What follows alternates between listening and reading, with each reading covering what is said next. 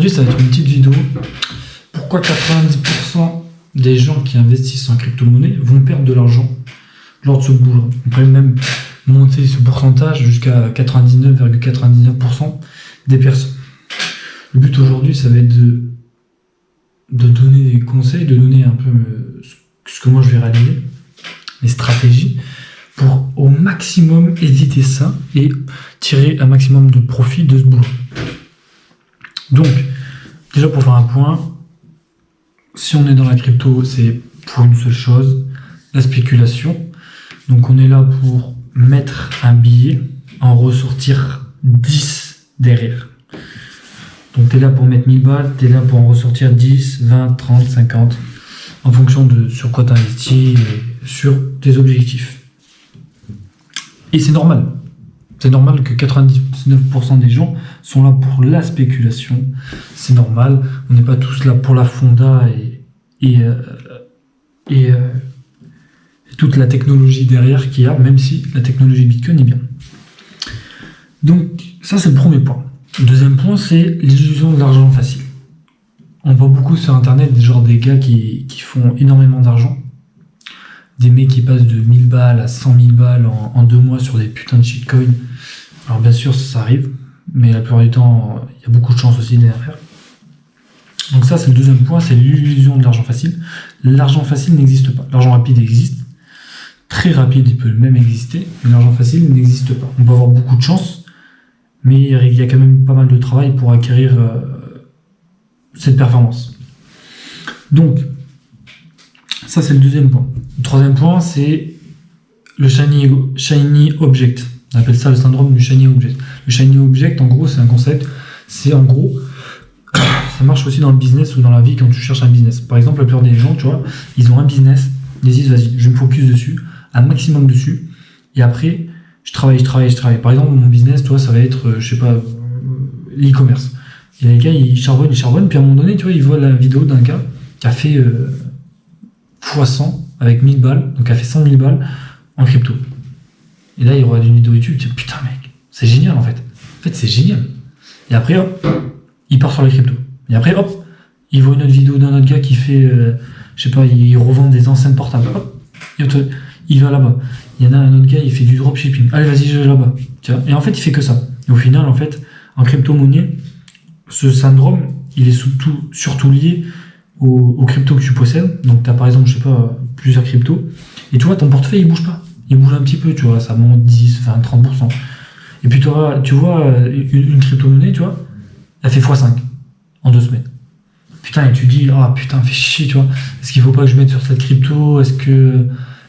Et là, l'erreur que les gens font, et qui peut être psychologiquement un biais, c'est de se dire, putain, mec, j'ai peut-être raté le truc, faudrait peut-être que je mette mon argent, que je redistribue mon argent vers cette crypto qui a déjà fait x5.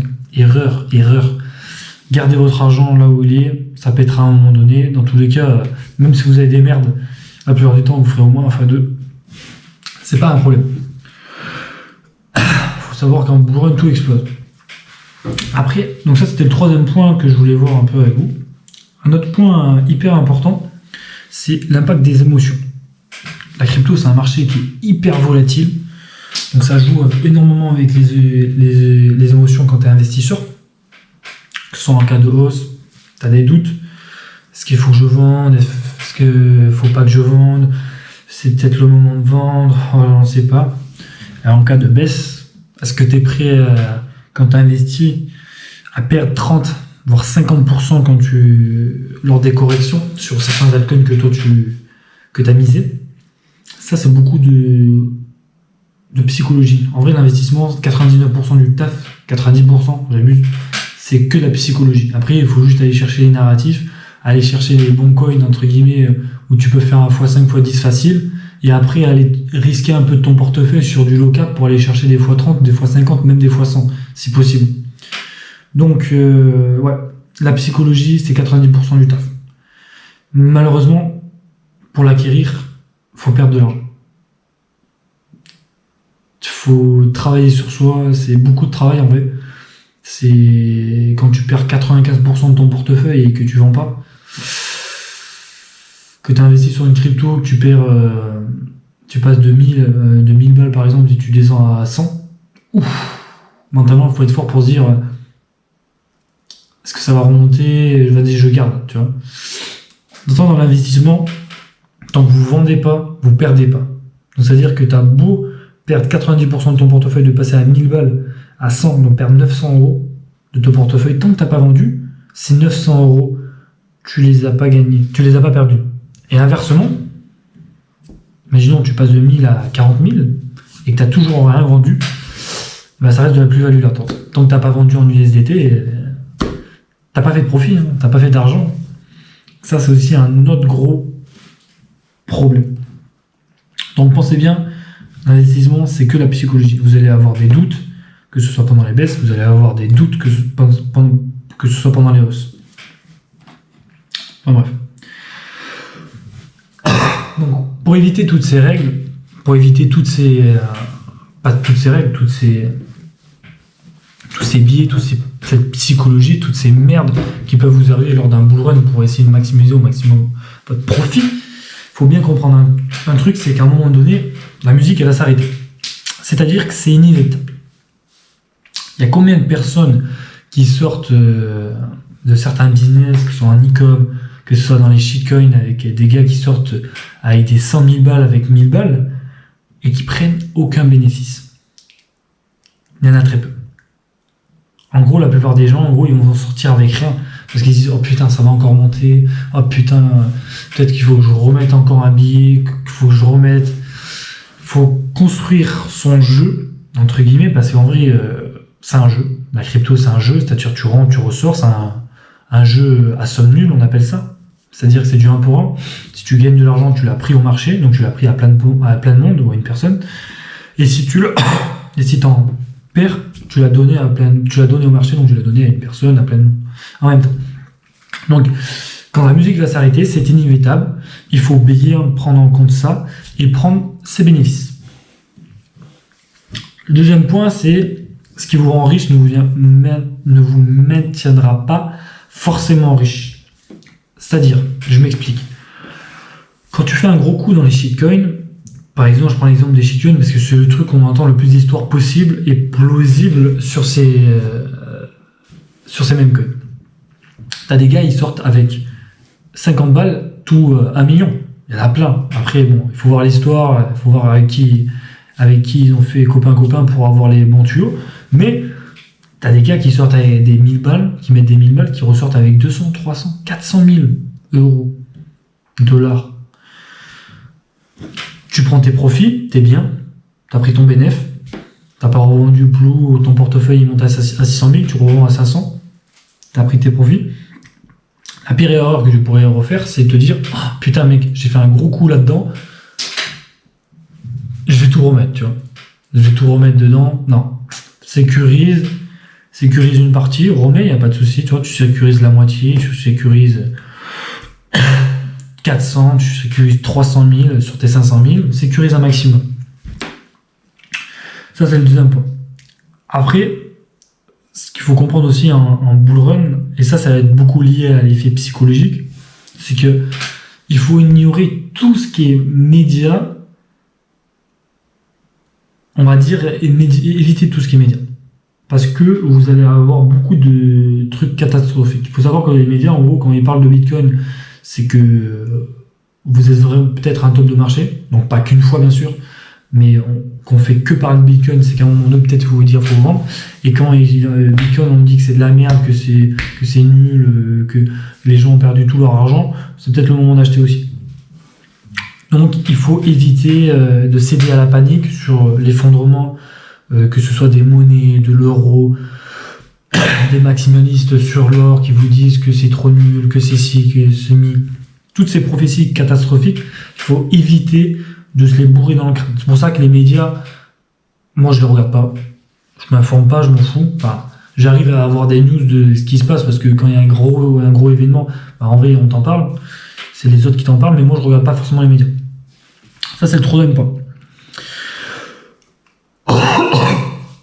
Quatrième point, poursuivez pas vos objectifs d'ego, de richesse. C'est-à-dire, ne poursuivez pas vos objectifs de richesse pour votre ego. Faites-le pour vous. Je veux 1 million, je veux 10.